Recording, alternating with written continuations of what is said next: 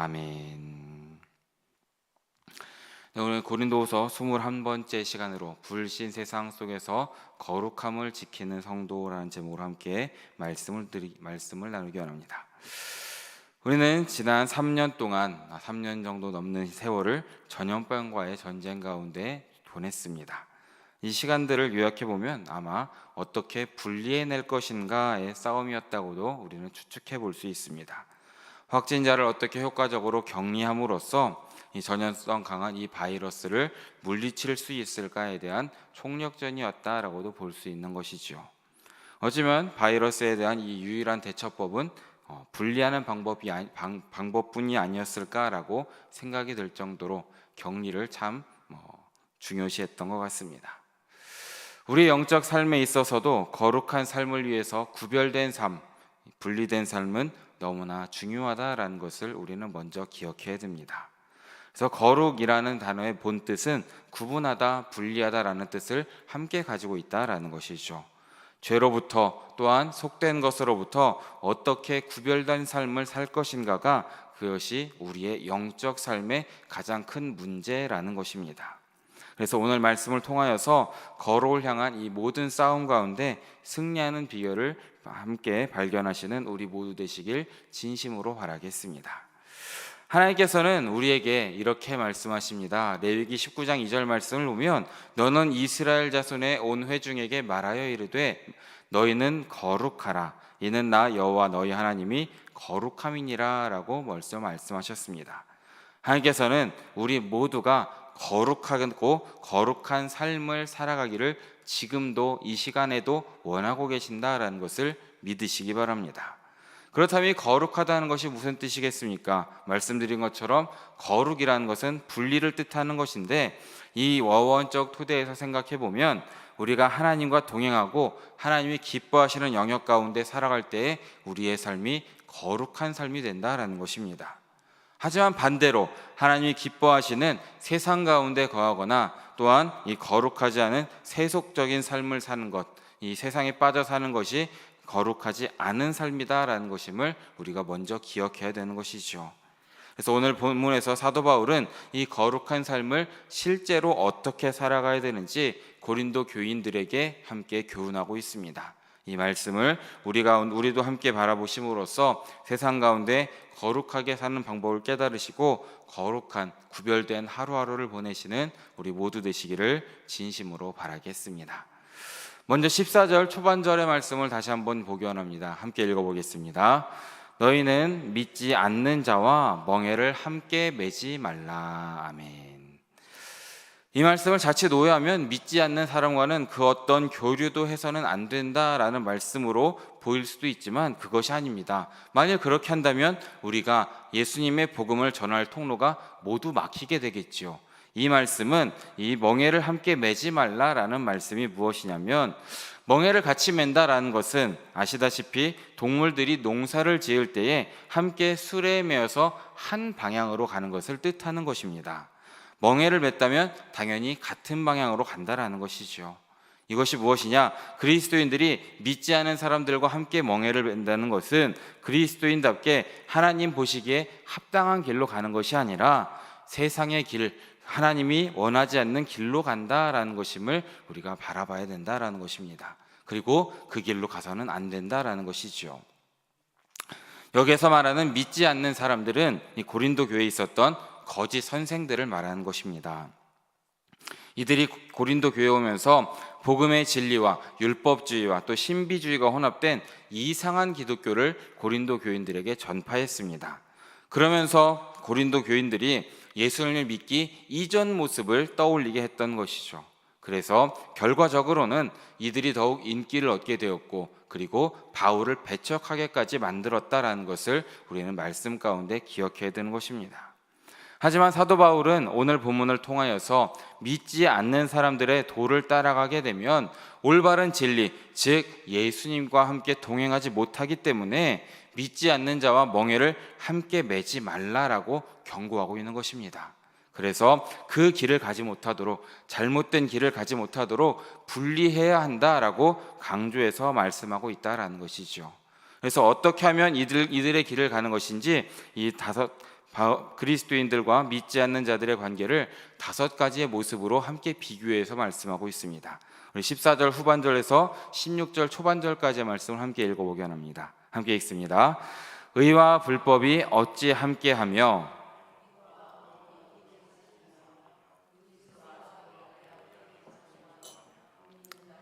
믿지 않는 자가 어찌 상관하며 하나님의 성전과 우상이 어찌 일치가 되리요. 아멘.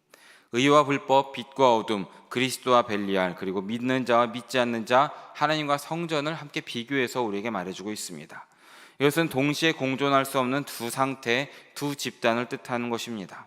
먼저 의와 불법, 이 의라는 것은 하나님의 율법에 속하는 것이고 불법은 하나님의 율법에 맞선다라는 것입니다. 의는 그리스도인들의 특징입니다. 예수님의 십자가의 의가 우리들에게 전해졌고 하나님으로부터 새로운 피조물로 입게 되었던 이 방법이 하나님의 의를 입었다라는 것을 우리는 먼저 기억해야 됩니다. 하지만 불법은 거듭나지 못한 자들의 특징입니다. 이 당시 거짓 선생들을 이렇게 뜻하는 것이죠. 죄를 짓고 마귀의 자녀들의 모습을 가지고 있고 올바르지 못한 이 복음을 전했다라는 것입니다. 결과적으로 이들은 지옥에서 영원한 형벌을 받을 것이기 때문에 우리는 이들과 함께 멍에를 매서는 안 된다라는 것입니다. 또한 빛과 어둠도 함께 비교하고 있습니다. 빛과 어둠은 분명히 반대이기 때문에 이것도 비유로 함께 바라볼 수 있어야 됩니다. 빛은 참된 진리를 뜻하는 것이고 어둠은 거짓된 오류를 가리키는 것입니다. 이 빛과 어둠은 같은 시간에 같은 곳에 함께 존재할 수 없다라는 것을 비교해서 말해주고 있습니다. 그리스도와 벨리알도 함께 비교하고 있습니다. 빛의 나라, 의의 나라를 다스리는 통치자 예수 그리스도와 어둠과 불법의 나라를 다스리는 벨리알 사이에는 영원한 적대감이 있을 수밖에 없다라는 것입니다. 벨리알은 구약 성경에 여러 번 나오고 신약 성경에서는 여기에 한 번만 나오는데 이것은 사탄을 가리킨다라고도 볼 수 있는 것입니다. 그리스도와 사탄이 조화를 이루는 것이 가능하겠습니까? 그럴 수는 절대 없다라는 것입니다. 그러기에 하나님의 자녀와 사탄의 자녀가 협력하는 것도 불가능하다라는 것을 사도 바울은 다시 한번 깨우쳐주고 있다라는 것입니다. 그래서 이 앞에 세 비교를 요약하면서 믿는 자와 믿지 않는 자 사이에도 영적 공통점이 전혀 없다라는 것을 강조해서 우리에게 말해주고 있고 마지막으로는 하나님의 성전과 우상 사이에도 어떠한 일치가 있어서는 안 된다라는 것을 강조하고 있습니다. 우리는 그 어떤 형태의 거짓 종교와도 양립할 수 없는 예수님의 피로 새로 세워진 하나님의 피조물이라는 것을 믿으시기 바랍니다. 그러기에 구약 성경 말씀을 보면 우상 숭배와 하나님께 드리는 예배를 섞을 때 일어나는 비참한 결과를 우리에게 보여줍니다. 열왕기하 21장 말씀을 보면 악한 왕 므낫세의 통치를 기술하는데 이곳을 보면 므낫세가 여호와의 성전에 바알의 제단을 쌓는 것을 보여줍니다. 또한 성전에 우상도 함께 두었다라는 것을 기록하였습니다. 결과적으로는 이 유다에 하나님의 무서운 심판을 초래하게 되었다라는 것을 우리는 말씀 가운데 배울 수 있어야 되는 것입니다. 그러기에 우리는 이 말씀을 늘 기억하시면서 하나님께로부터 멀어지는 길을 택해서는 안 된다라는 것입니다. 믿지 않는 자와 멍에를 함께 매서는 안 된다라는 것을 늘 기억하시고 온전히 하나님의 자녀로서 거룩한 그리스도로서 살아가시는 우리 모두의 삶이 되시기를 진심으로 바라겠습니다. 16절 후반절의 말씀도 함께 읽어보겠습니다. 함께 읽습니다. 우리는 살아계신 하나님의 성전이라.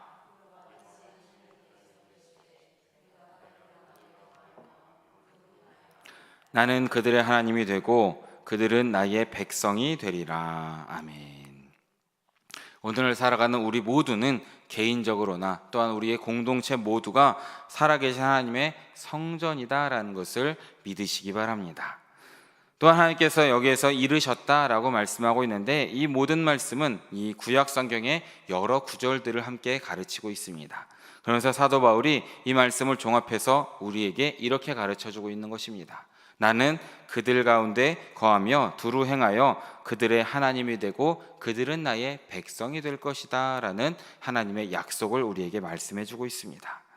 하나님의 성전이고 하나님의 백성이고 하나님의 소유된 우리 모두는 거짓 종교와 선자와서는 안 된다라는 것입니다. 믿지 않는 자와 멍해를 함께 매서는 안 된다라는 것을 늘 기억하시기 바랍니다. 이 약속의 말씀을 늘 마음에 새기시고 이 말씀 가운데 거하시고 언제나 이 말씀이 우리의 모든 것 되시기를, 그래서 하나님만을 바라보시는 우리 모두의 삶이 되시기를 진심으로 축복합니다. 이어지는 17절의 말씀도 함께 읽어보겠습니다. 함께 읽습니다. 그러므로 너희는 그들 중에서 나와서 따로 있고 부정한 것을 만지지 말라. 내가 너희를 영접하여. 바로 여기에서 이제 하나님의 거룩한 성전이 된 고린도 성도들이 어떻게 구별된 삶을 살아야 할지를 이 구약의 말씀 이사야 52장의 말씀을 인용해서 설명하고 있습니다. 여기 말씀을 통해 바울은 세 개의 명령을 인용하고 있는 것입니다. 나와서 따로 있고 부정한 것을 만지지 말라라는 명령을 하고 있다라는 것입니다. 바로 이 부정한 것들로 가득한 세상 가운데 나와야 한다라는 것입니다. 또한 거짓 선생들과도 따로 있어야 한다라는 것을 함께 가르쳐 주면서 자신을 구별하여 성도의 정결함과 거룩함을 유지해야 한다라고 사도 바울은 고린도 교인들에게 계속해서 권면하고 있다라는 것입니다. 이어지는 18절의 말씀도 함께 읽어보겠습니다. 함께 읽습니다. 너희에게 아버지가 되고 너희는 내게 자녀가 되리라. 전능하신 주의 말씀이니라 하셨느니라. 아멘. 16절에서는 하나님이 되신다라고 약속하셨는데 이 18절 말씀에 오니 아버지가 되신다라는 약속의 말씀을 또한 우리에게 전해주고 있습니다. 주목할 것은 이 18절 말씀이 본문을 보면 이 미래 시제로 표현되었다라는 것을 함께 보게 됩니다. 이것은 하나님께서 장차 그리스도와 연합한 이 모든 그리스도인들을 자녀 삼으시겠다라는 분명한 약속이고 선포의 말씀이다라는 것을 믿으시기 바랍니다. 그래서 이 하나님의 약속의 말씀을 언제나 마음에 새기심으로써 우리의 아버지 되시는 하나님만을 따라 사시고 하나님의 축복을 받고 하나님께 쓰임받는 우리 모두의 삶이 되시기를 진심으로 바라겠습니다. 사도 바울은 이제 7장 1절에서 마지막으로 권면합니다. 함께 읽어보겠습니다. 그런즉 사랑하는 자들아, 이 약속을 가진 우리는 하나님을 두려워하는 데서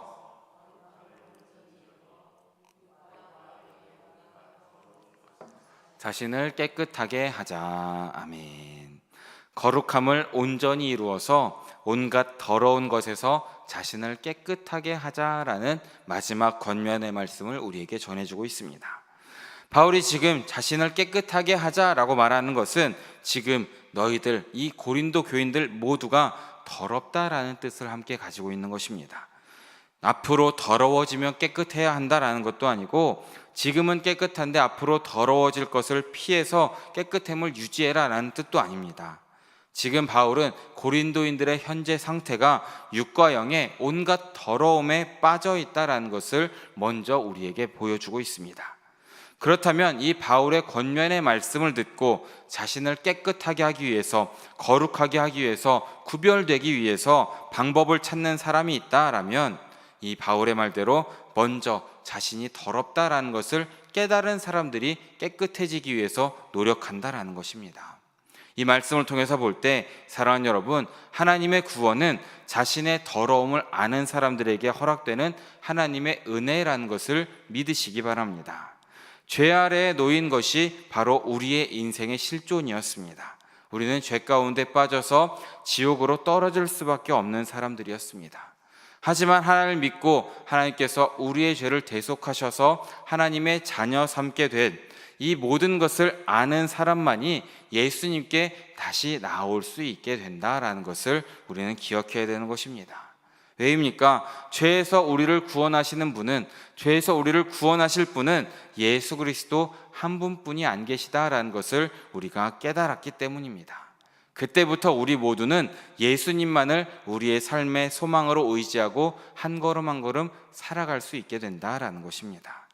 이것이 바로 우리 모두에게 주어진 가장 큰 은혜가 아니겠습니까? 우리 모두는 우리의 삶을 깨끗하게 하기를, 거룩하게 하기를, 구별되기를 힘써야 하는 사람들이다라는 것을 늘 마음에 새기시기를 진심으로 바라겠습니다. 왜입니까? 우리에게는 약속이 주어졌다라는 것입니다. 그래서 바울은 7장 1절에서 우리가 약속을 가진 자다라고 우리에게 가르쳐주고 있습니다. 이 약속은 바로 6장 16절에서 이 말씀입니다. 내가 그들 가운데 거하며 두루 행하여 나는 그들의 하나님이 되고 그들은 나의 백성이 되리라 라는 약속의 말씀입니다. 하나님께서 우리와 함께 하시고 우리를 하나님의 백성 삼아주신다라는 약속의 말씀을 바라보시길 진심으로 축복합니다. 얼마나 놀라운 은혜의 말씀입니까? 우리는 이러한 약속을 가진 사람들입니다. 그러기에 하나님의 성전된 우리들에게 필요한 것은 바로 거룩한 삶이고 깨끗한 삶임을 믿으시기 바랍니다. 왜입니까? 하나님께서도 거룩하시기 때문에 거룩하신 하나님이 거하실 성전도 거룩해야 된다라는 것입니다. 사도 바울이 더러운 것으로 보았던 것은 앞서 살펴본 것처럼 이 거짓 선생들과 멍에를 함께 매는 것입니다.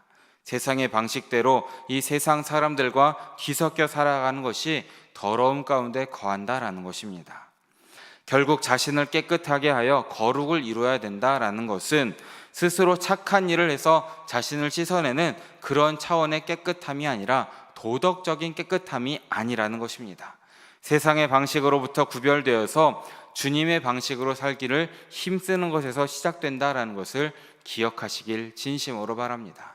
그러기에 우리는 말씀 가운데 우리에게 주어진 항상 기뻐하라, 쉬지 말고 기도하라, 범사에 감사라는 말씀을 늘 마음 가운데 새겨야 된다는 것이죠. 그래서 세상 가운데 구별되어 살아가시고 거룩하게 살아가시는 우리 모두 되시길 진심으로 바라겠습니다. 말씀을 정리합니다. 하나님께서 이스라엘 백성들을 애굽에서 출애굽할 수 있도록 이끄신 것은 애굽에서 애굽 사람들이 살아가는 방식을 따라 살 것이 아니라 비록 험난한 광야 길을 살아가야 하지만 하나님의 백성으로 살아가는 방식을 가르치기 위해서 이런 방법을 택하셨다라는 것을 우리는 먼저 깨달아야 됩니다. 하나님께서는 하나님의 모든 백성들이 이 세상 가운데에서도 이 더러운 세상 가운데에서도 거룩하고 순결한 삶을 살기를 지금도 원하고 계십니다. 그러기 위해서 어떨 때는 우리에게 연단의 과정도 허락하실 것이고 또 어떨 때는 우리에게 축복의 과정을 허락하신다라는 것을 믿으시기 바랍니다. 그래서 우리는 세상과 구별되어 하나님께 속한 삶을 살아야 됨을 믿으시기 바랍니다. 이 모든 소망을 품고 살아가는 우리 사랑하는 영인 성도님들에게 하나님의 은혜와 능력이 가득한 오늘 하루의 삶이 되시기를 진심으로 바라고 축원합니다. 함께 기도하겠습니다. 사랑해 주님 너무나 감사드립니다. 오늘 새벽에도 잊지 않고 나와서 하나님께 예배하고 또한 주님의 말씀을 들을 수 있도록 인도하여 주심에 너무나 감사드립니다. 우리 모두를 하나님의 거룩한 백성으로 불러주신 주님, 오늘도 우리가 세상 가운데 살고 있지만 우리의 모든 소망은 하나님 나라를 향해 있을 수 있도록 주여 우리의 마음을 주장하여 주시옵소서. 우리 생각과 우리의 마음과 우리의 믿음을 허락하여 주시고 우리가 오늘 하루의 삶 가운데에도 거룩한 사람으로 살아갈 수 있도록 세상과 구별된 깨끗한 삶을 살아갈 수 있도록 주님께서 함께하여 주시옵소서. 그러므로 오늘 하루의 모든 삶 가운데에서도 온전히 예수님만을 드러내는 그런 우리 모두의 삶이 될 수 있도록 주님께서 역사하여 주시옵소서. 모든 말씀 우리의 모든 것 되시는 예수님 이름으로 기도드립니다. 아멘.